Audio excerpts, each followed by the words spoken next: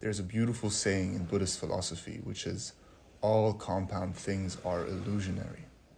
I'm a 25-year-old male who loves exercising, the outdoors, physical challenges, and the pursuit of more. In my world, it feels like I have a lot to prove.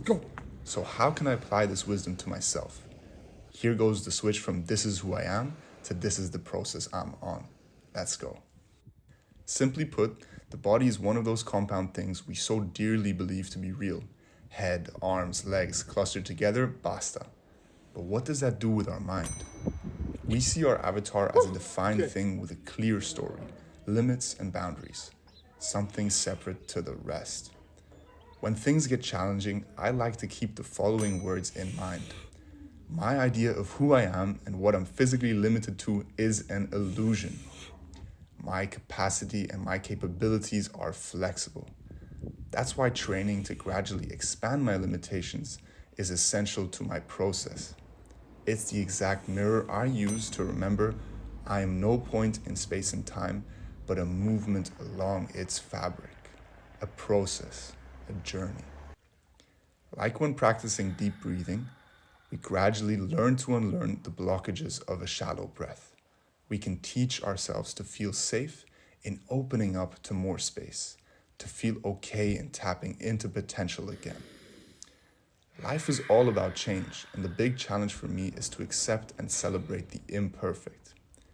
In truth, things are what we make them out to be. They can be easy or hard, and to me, they've always been a mix of both. But most of the weight we suffer under resides in our mind, our judgments, expectations, likes and dislikes. In truth, there's plenty of room for mistakes, room for all our mistakes. Allow them all to be here with you in full intensity, knowing they can only stop you in your step if you choose to let them. Overly identifying with our thoughts and memories is a sure way to waste a lot of energy suppressing the naked reality of now. It's a blank page. Today, my closest friend and I had the kind of soul food conversation that hits that perfect time, perfect place spot. The wisdom I needed to hear was, wear your shame on your sleeve. Own it, man. Our past only disempowers us if we try to hide it, swallow it down, or fight it back. Shame, guilt, grief. There's an infinite stream of strong emotions we all deal with. I've tried to disown all those feelings, labeling them as negative and unhelpful. They don't bring me forward. I don't need you.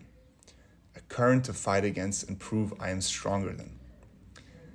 In truth, I now feel a lot better and stronger when I let those feelings just surface and somehow still find room to be and strive, to not fuel my progress and process with anger, aversion, and trying to avoid my fears, but to do the tough things because they're exciting and they help me.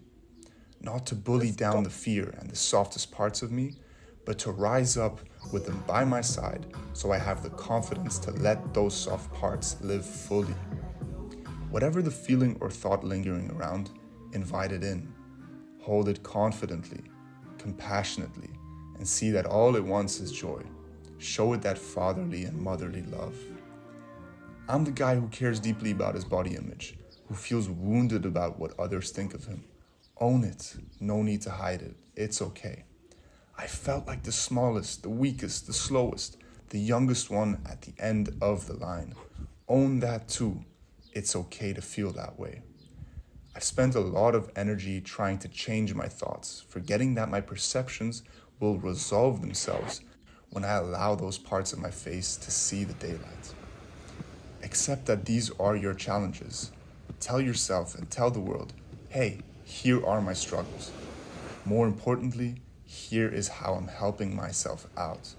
These are the people and the things that are helping me. This is what empowers me. This is what doesn't help. If there's one thing the Western world needs, it's honesty.